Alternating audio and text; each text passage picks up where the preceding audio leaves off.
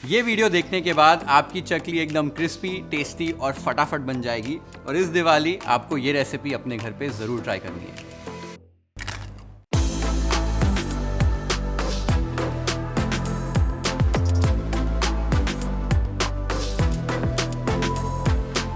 WhatsApp guys, Sanjot Keer here, welcome to IFL।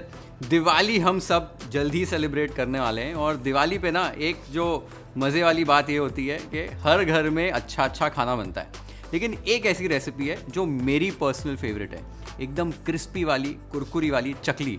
और ये जो चकली है ना, जब भी मैं किसी के घर पे जाता हूँ मुझे खाने में बहुत मज़ा आता है। इस रेसिपी के लिए काफ़ी सारे रिक्वेस्ट आए हुए थे, तो आज मैं अपनी चकली की रेसिपी आपके साथ शेयर करने वाला हूँ, जिससे एकदम लाइट, एकदम कुरकुरी, क्रिस्पी वाली चकली बनती है। और अगर आपने अभी तक IFL को सब्सक्राइब नहीं किया है तो जल्द से जल्द सब्सक्राइब कर दीजिए, so that you can watch more such beautiful recipes on IFL। अब ये स्पेशल वाली चकली के लिए डो कैसे बनाना है वो देख लेते हैं। तो एक साफ कपड़ा ले लीजिए। इस कपड़े में आपको अभी मैदा ऐड करना है। मैदे को स्टीम करने वाले, एक पोटली बनाने वाले। 2 कप मैदा मैंने ऐड कर दिया है और इस तरीके से इसको फोल्ड करके एक पोटली तैयार कर लीजिए। एक बार आपने ये पोटली तैयार कर ली, मैंने बाजू में स्टीमर गरम कर लिया था। इस स्टीमर में बस ऐसे कुछ स्टैंड रख के एक बर्तन रख दीजिए, उसमें पोटली रख दीजिए और स्टीमर का ढक्कन लगा दीजिए। मैदे को भी आपको 15 मिनट के लिए स्टीम करना है। 15 मिनट एक बार आपने मैदे को स्टीम कर लिया है, उसके बाद इस पोटली को केयरफुली निकाल लीजिए और साइड पे रख दीजिए और हल्का सा ठंडा कर लीजिए कि आप इसे आसानी से हैंडल कर पाएं।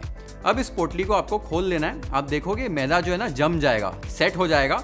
इसे आपको एक बड़े से बोल में ट्रांसफ़र कर लेना है और इसको अभी आपको तोड़कर एकदम छुट्टा कर लेना है। इसका फिर से पाउडर बना लेना है। एकदम आसानी से हो जाता है, बस लगभग 2 मिनट इसे लगते हैं। इसे अभी हमें छान लेना है ताकि हमें एक फाइन पाउडर फिर से मिल जाए।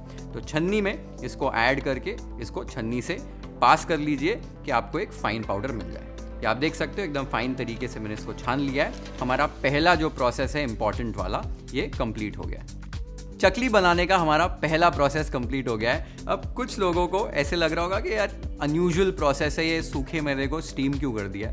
एक्चुअली ये प्रोसेस करने से मैदा पक जाता है और इसमें मोइन लगाने की ज़रूरत नहीं पड़ती है और चकली में एकदम लाइट और क्रिस्पी टेक्सचर आता है, जो एक अच्छी चकली के लिए बहुत इंपॉर्टेंट है। तो इस प्रोसेस को ज़रूर कीजिए। अब जब भी हम घर पर खाना बनाते हैं तो एक क्वेश्चन आता है कि कौन सा तेल यूज़ करना चाहिए, और ये क्वेश्चन आप मुझसे बार बार पूछते रहते हो।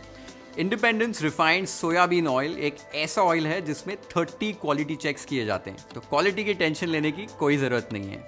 क्वालिटी चेक्स के अलावा ये विटामिन A और विटामिन D से एनरिच्ड भी है। इस ऑयल में लिनोलिक एसिड है, जो एक एसेंशियल फैटी एसिड है जो normal blood cholesterol level maintain करने में हेल्प करता है। काफ़ी वर्सेटाइल ऑयल है, तो आपको घर की कोई भी सब्जी बनानी हो, बिरयानी बनानी हो, सौते करना हो या डीप फ्राई करना हो, तो सारी चीज़ें आसानी से पका सकते हो। आपका खाना एकदम टेस्टी बनता है और डीप फ्राइड खाना एकदम क्रिस्पी बनता है।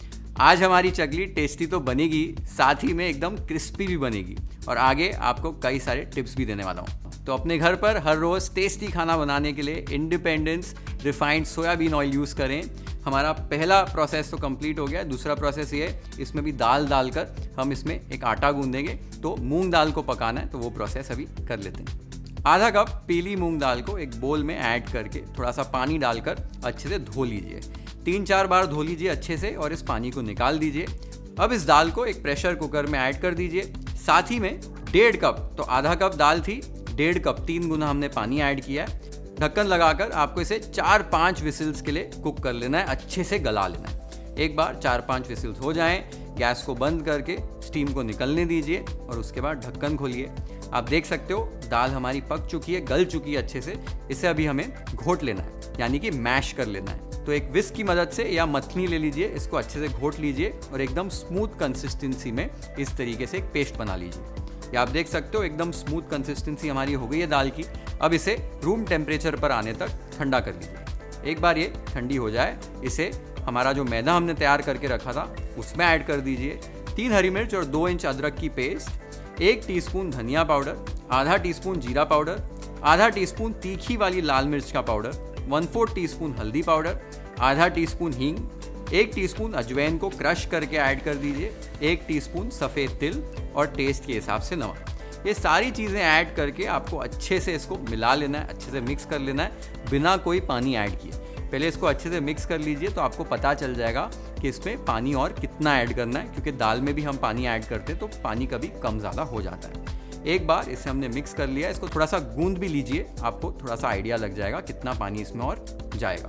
तो यहाँ पर अभी मैं इसमें पानी ऐड करने वाला हूँ। आधा कप मैंने पानी लिया है। धीरे धीरे इसमें पानी ऐड करना है, एकदम थोड़ा थोड़ा पानी ऐड कीजिए और इसको गूंदिए और कंबाइन कर लीजिए। आपको एक क्ले के जैसा डो बना लेना है। क्ले का जैसे डो होता है या पूरी का डो होता है ना, उस तरीके का इसका डो बनता है। तो धीरे धीरे पानी डालकर इसको अच्छे से कंबाइन कर लीजिए। आप देख सकते हो मैंने आटे को अच्छे से कंबाइन कर लिया है। इसको चेक कर लेते हैं। ये देखो, एक क्ले जैसा डो हमारा बन गया है। स्टिफ है लेकिन थोड़ा सा सॉफ्ट भी है साथ ही में, और हमारा डो रेडी हो गया है। इसको अभी एक गीले कपड़े से कवर कर लीजिए। तो चकली का डो हमने तैयार कर लिया है। इस डो में कुछ चीज़ें इंपॉर्टेंट है, सिंपल चीज़ें, टिप्स दे रहा हूँ, इसे नोट कर लीजिए। सबसे पहले पानी बहुत इंपॉर्टेंट है, क्वांटिटी पानी की। जो दाल आप पकाओगे उसमें भी माप कर ऐड कीजिए। जब इसे गूंदने के लिए और पानी ऐड करेंगे तो एकदम धीरे धीरे पानी ऐड कीजिए, ये बहुत इंपॉर्टेंट है। अगर आपका डो एकदम पतला हो गया, पानी ज़्यादा हो गया, तो शेप नहीं कर पाओगे, फ्राई नहीं कर पाओगे, और सूखा भी रह गया तो भी शेप करने में बहुत दिक्कत होती है। कंसिस्टेंसी जो आटे की है वो पूरी का जैसे आटा लगाते हैं या एक स्टिफ डो, लेकिन जब उसको आप प्रेस करेंगे तो सॉफ्टनेस रहनी चाहिए, एकदम कड़क पत्थर जैसे नहीं होना चाहिए। तो ये काफ़ी इंपॉर्टेंट है, ये कंसिस्टेंसी बहुत इंपॉर्टेंट है। दूसरी चीज़ कि ये डो की टेंडेंसी होती है सूखने की, तो इसे एक मॉइस्ट कपड़े से ढक कर रखिए, क्योंकि डो ज़्यादा बनता है। जब भी आप चकलियाँ शेप करेंगे तो बाजू में जो आटा पड़ा होगा वो सूख जाएगा, तो उसे अवॉइड करने के लिए मॉइस्ट कपड़े से ढक कर रखिए, ये इंपॉर्टेंट है। काफ़ी लोग मुझे ये पूछने वाले, मुझे पता है कि मैदे की जगह पे गेहूं का आटा यूज़ कर सकते हैं। तो यूज़ कर सकते हो, लेकिन हाफ एंड हाफ, आधा मैदा यूज़ कीजिए, आधा गेहूं का आटा यूज़ कीजिए। इसको मिक्स कर लीजिए और पोटली में बना कर इसको फिर आप स्टीम कर लेंगे, तो half and half quantities use कर सकते हैं। तो आटा तो अभी हमारा तैयार हो गया। और एक चीज़ कि अगर आप 1, 2, 3 घंटे बाद भी इसकी चकली बनाएंगे तो बनेगी, कोई दिक्कत नहीं आएगी, बस ढक के रखना है, ये इंपॉर्टेंट है। अब नेक्स्ट प्रोसेस ये है कि हमें तेल को गर्म कर लेना है चकलियों को शेप करने से पहले, कि जब तक चकलियाँ शेप होगी तेल गर्म हो जाएगा और चकलियों को हम फटाफट फ्राई कर पाएंगे। तो तेल को गर्म करने का प्रोसेस कर लेते हैं, फिर आपको बताऊँगा आसान तरीके से चकली को शेप कैसे करना है। चकली को फ्राई करने के लिए मैं इंडिपेंडेंस रिफाइंड सोयाबीन ऑयल को कढ़ाई में ऐड करके गरम कर रहा हूँ। ऑयल का जो टेम्परेचर है वो लगभग 165 to 170 डिग्री सेल्सियस पे होना चाहिए, यानी कि ये मॉडरेटली हॉट होना चाहिए, बहुत ज़्यादा तेज़ गर्म भी नहीं और ठंडा भी नहीं रखना है तेल को। तेल को भी साइड पे गर्म होने दीजिए। जब तक तेल गर्म हो रहा है चकली को शेप करना है। तो चकली को शेप करने के लिए ऐसे एक सांचा आपको मिलता है। इस सांचे में आपको जो आगे की प्लेट होगी वो पतली या मोटी ले सकते हैं, ये आपके ऊपर है। सांचे के अंदर आपको थोड़ा सा तेल लगा देना है ताकि आप चकलियों को आसानी से शेप कर पाएँ। उसके बाद आपके हाथों पे भी हल्का सा तेल लगाकर आपको थोड़ा सा डो ले लेना है और डो को इस तरीके से थोड़ा सा मसल लीजिए हाथों के अंदर। उसके बाद इस डो को आपको सांचे के अंदर डालना है। बचा हुआ जो डो है उसके ऊपर मॉइस्ट कपड़ा रख देंगे कि आटा सूखे नहीं। सांचे के ढक्कन को लगा लेना है। अब एक प्लेट ले लीजिए या बटर पेपर लाइन करके एक ट्रे ले लीजिए बड़ी सी, इसके ऊपर अभी चकली को शेप कर लेते हैं। तो पहला जो तरीका है, बस हैंडल को घुमाइए और इस तरीके से गोल गोल आपको इसे फैला लेना है अच्छे से। इसको ऐसे रोल करते रहना है कि एक चकली का शेप ये ले ले। थोड़ा सा डिफ़िकल्ट लग रहा होगा बट 1-2 बार ट्राई करेंगे तो एकदम आसानी से ये शेप हो जाती है। आटा अगर अच्छा बना हुआ है, इस तरीके से बनाया हुआ है, तो चकली एकदम परफेक्ट शेप की बनेगी। आप देख सकते हो कितनी एकदम परफेक्ट चकली लग रही है। इसको भी यहाँ से ऐसे काट लीजिए, तोड़ लीजिए और इस एंड को आपको ऐसे दबाकर चिपका देना, ये बहुत इंपॉर्टेंट है, नहीं तो चकली खुल जाती है।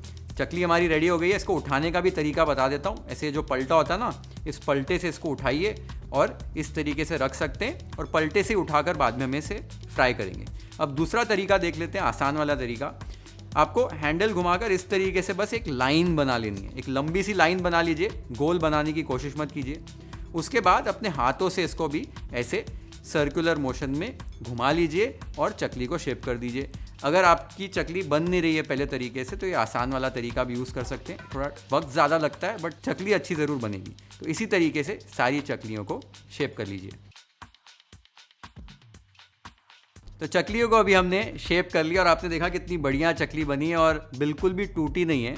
अगर बाय चांस आपकी चकली शेप करते वक्त टूट रही है तो एक कारण ये हो सकता है कि आटा सूख गया। हल्का सा पानी का छींटा मार के थोड़ा सा कंबाइन कीजिए और फिर सांचे में डालकर फिर से बनाइए। मॉइस्चर जब कम होता है तब चकली टूटती है। ठीक है, तो ये आपको एडजस्ट कर लेना है कंसिस्टेंसी को। चकली को आपने एक बार शेप कर लिया, तेल हमारा अभी गर्म हो चुका है। चकली को फ्राई कैसे करना है वो देख लेते हैं। तेल एक बार गर्म हो जाए तो चकली को जैसे मैंने बताया था पलटे से उठाना है और एकदम केयरफुली ड्रॉप कर देना है। तो जितनी चकलियों को एक साथ आप आसानी से तल पाएँ उतनी ही चकलियाँ ऐड करनी है। जैसे मैंने बताया था कि चकली को वो चिपकाना जो एंड में बहुत ज़रूरी नहीं, तो चकली जैसे ही गर्म तेल में डालोगे वो खुल जाती है। एक बार आपने एक बैच चकलियों का ऐड कर दिया है, आपको फ्लेम को मीडियम लो पे कर देना है और आराम से पेशेंटली इन चकलियों को क्रिस्प और गोल्डन ब्राउन होने तक तलना है। एक चीज़ आपने नोट की होगी, मैंने बिल्कुल भी स्टर नहीं किया चकलियों को ऐड करने के बाद, क्योंकि अगर इस स्टेज पे स्टर कर दोगे चकलियों ने शेप नहीं पकड़ा हुआ है, सारी बिखर जाएंगी। तो बिल्कुल भी स्टर नहीं करना है, इसे अच्छे से पकने दीजिए। ये जो बबल्स दिख रहे हैं ये एकदम शांत हो जाएंगे, तब हमारी चकली ऑलमोस्ट रेडी हो जाएगी। ये आप देख सकते हो अब बबल्स इसके शांत हो गए। इस स्टेज पर फ्लेम को हाई करके इसको लगभग 1-1.5-2 मिनट के लिए पकाइए, थोड़ा सा कलर इसमें आ जाए। एक बार ये ऐसे बिस्किटी रंग की हो जाएगी, इस स्टेज पर चकली हमारी परफेक्टली पक चुकी है। इसको आपको तेल से निकाल देना है। ये आप देख सकते हो हमारी चकली रेडी हो गई है। इसे प्लेट कर लेते हैं वाइफल स्टाइल।